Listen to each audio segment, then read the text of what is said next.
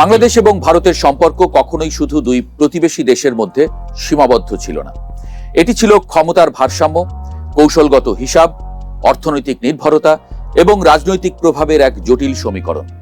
বাইরে থেকে বন্ধুত্বের ভাষা যতই উচ্চারিত হোক, বাস্তবে এই সম্পর্ক সবসময়ই অসম শক্তির এক দর কষাকষি।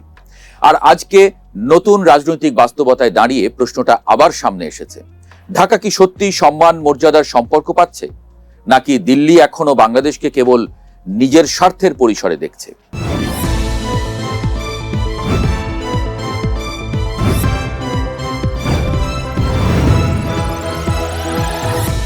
তারেক রহমানের নেতৃত্বে বিএনপি সরকার ক্ষমতায় আসার 1 মাস পার হয়েছে। এর আগে 1.5 বছর অন্তর্বর্তীকালীন সরকারের সময় ভারত কার্যত দূরত্ব বজায় রেখেছিল। শেখ হাসিনার পতনের পর মোহাম্মদ ইউনূসের নেতৃত্বাধীন সরকারকে দিল্লি প্রকাশ্যে না হলেও কার্যত অস্থায়ী হিসেবে দেখেছিল। ভারতের বক্তব্য ছিল পরিষ্কার, নির্বাচিত সরকার ছাড়া গভীর সম্পর্ক নয়। ফলে কূটনৈতিক যোগাযোগ কমে যায়, উচ্চ পর্যায়ের সফর বন্ধ হয়, এমনকি বাণিজ্যিক সম্পর্কেও অস্বস্তির ছাপ পড়ে।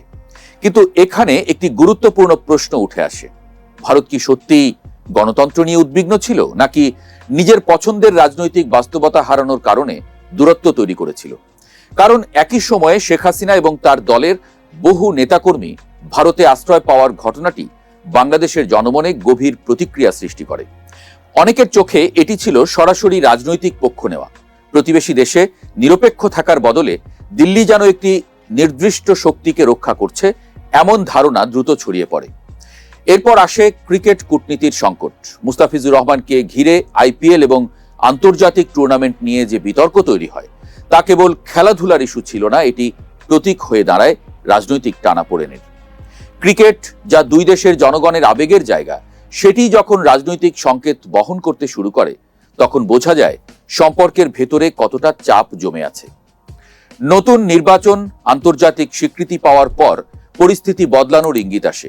ফল ঘোষণার পরপরই নরেন্দ্র মোদীর অভিনন্দন বার্তা এবং ফোনালাপ যেন নতুন অধ্যায়ের সূচনা করে। দিল্লি বুঝিয়ে দিতে চাইল তারা যে কোনো নির্বাচিত সরকারের সঙ্গে কাজ করতে প্রস্তুত, কিন্তু কূটনীতির ভাষা আর বাস্তব আচরণ এক জিনিস নয়।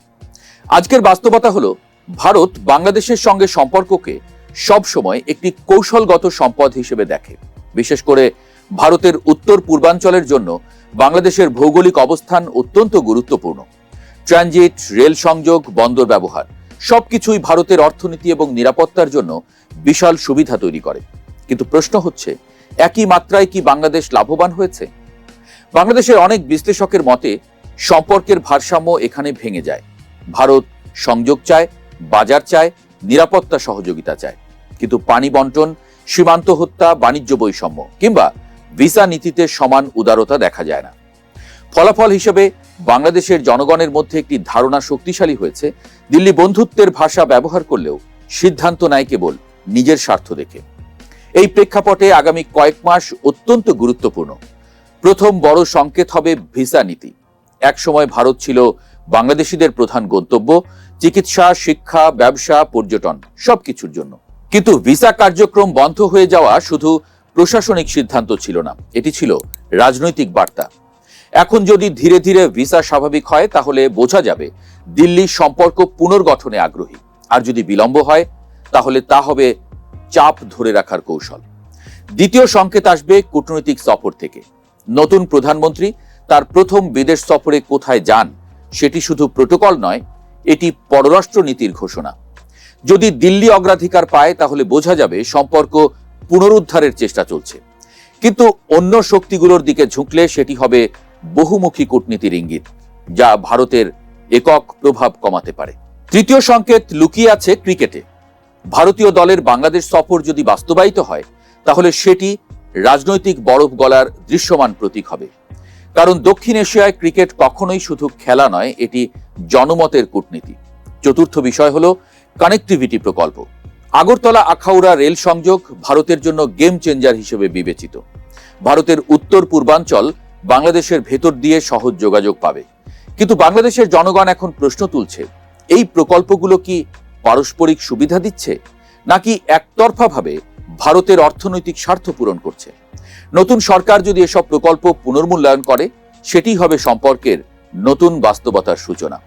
সবচেয়ে বড় পরীক্ষা হবে গঙ্গা পানি চুক্তি নবায়ন। 1996 সালের চুক্তির মেয়াদ শেষ হতে যাচ্ছে। পানি দক্ষিণ এশিয়ার ভবিষ্যৎ সংঘাতের অন্যতম ইস্যু। এখানে ভারত যদি ন্যায্য বন্টনের পথে না আসে, তাহলে রাজনৈতিক অবিশ্বাস আরো গভীর হবে। কারণ নদী কেবল কূটনৈতিক বিষয় নয়, এটি বাংলাদেশের কৃষি, অর্থনীতি এবং অস্তিত্বের প্রশ্ন। এই পুরো সম্পর্কের কেন্দ্রে আছে একটি বাস্তবতা: ভারত একটি আঞ্চলিক শক্তি আর বাংলাদেশ একটি দ্রুত উত্থানশীল রাষ্ট্র। কিন্তু শক্তির পার্থক্য মানেই অসম সম্পর্ক হওয়া বাধ্যতামূলক নয়। সমস্যা তৈরি হয় যখন বড় রাষ্ট্র প্রতিবেশীকে অংশীদার নয়, প্রভাব ক্ষেত্র হিসেবে দেখতে শুরু করে। বাংলাদেশের রাজনীতিতে ইন্ডিয়া ফ্যাক্টর সবসময় ছিল, আবার ভারতের রাজনীতিতেও বাংলাদেশ একটি নির্বাচনী ইস্যু, বিশেষ করে সীমান্তবর্তী রাজ্যগুলোতে। ফলে দুই দেশের সম্পর্ক অনেক সময় জনগণের স্বার্থের চেয়ে অভ্যন্তরীণ রাজনীতিতে বন্দী হয়ে পড়ে। আজকের বাস্তবতা হলো দিল্লি বাংলাদেশের স্থিতিশীলতা চায়, কিন্তু সেই স্থিতিশীলতা যেন তাদের কৌশলগত স্বার্থের সঙ্গে সামঞ্জস্যপূর্ণ হয়। আর এখানেই সন্দেহ তৈরি হয়, কারণ যখনই বাংলাদেশের নীতি স্বাধীনভাবে ভিন্ন দিকে যেতে চায়, তখন সম্পর্কের উষ্ণতা কমে যায়। নতুন সরকারের সামনে তাই বড় চ্যালেঞ্জ হলো ভারসাম্য রক্ষা করা। একদিকে প্রতিবেশীর সঙ্গে বাস্তবমুখী সম্পর্ক, অন্যদিকে জাতীয় স্বার্থের দৃঢ় অবস্থান। অন্ধ বিরোধিতা যেমন ক্ষতিকর, তেমনি অন্ধ নির্ভরতাও বিপজ্জনক। বাংলাদেশকে বুঝতে হবে, বন্ধুত্ব তখনই টিকে থাকে যখন উভয় পক্ষ সম্মান পায়। যদি সম্পর্ক একপাক্ষিক সুবিধার উপর দাঁড়ায়, তাহলে তা দীর্ঘস্থায়ী হয় না। ইতিহাস বলছে, ছোট রাষ্ট্রগুলো তখনই শক্তিশালী হয় যখন তারা কৌশলগতভাবে বহুমুখী সম্পর্ক তৈরি করে এবং কোনো এক শক্তির উপর অতিরিক্ত নির্ভরশীল হয় না। ঢাকা এবং দিল্লির সম্পর্ক এখন ঠিক সেই মোড়ে দাঁড়িয়ে। বাইরে হাসি হাসি মুখ, ভেতরে কঠিন হিসাব। সামনে সহযোগিতার সুযোগ আছে, আবার অবিশ্বাসের ঝুঁকিও আছে। আগামী কয়েক মাসে নেওয়া সিদ্ধান্তগুলোই বলে দেবে এই সম্পর্ক নতুন ভারসাম্যের দিকে যাচ্ছে নাকি পুরনো অভ্যাসেই ফিরে যাচ্ছে। কারণ শেষ পর্যন্ত আন্তর্জাতিক রাজনীতিতে তথা কূটনীতিতে স্থায়ী বন্ধু বলে কিছু নেই, থাকে শুধু স্থায়ী স্বার্থ। আর প্রশ্নটা এখন একটাই: বাংলাদেশ কি নিজের স্বার্থকে সামনে রেখে সম্পর্ক গড়বে, নাকি আবারও অন্যের কৌশলগত খেলায় একটি গুরুত্বপূর্ণ কিন্তু নীরব ভূমিকায় সীমাবদ্ধ থাকবে? ঢাকা দিল্লি সম্পর্কের ভবিষ্যৎ লুকিয়ে আছে কিছু নীরব সংকেতে, আর সেই সংকেতগুলোই বলে দেবে দক্ষিণ এশিয়ার রাজনীতির পরবর্তী গন্তব্য কোন দিকে।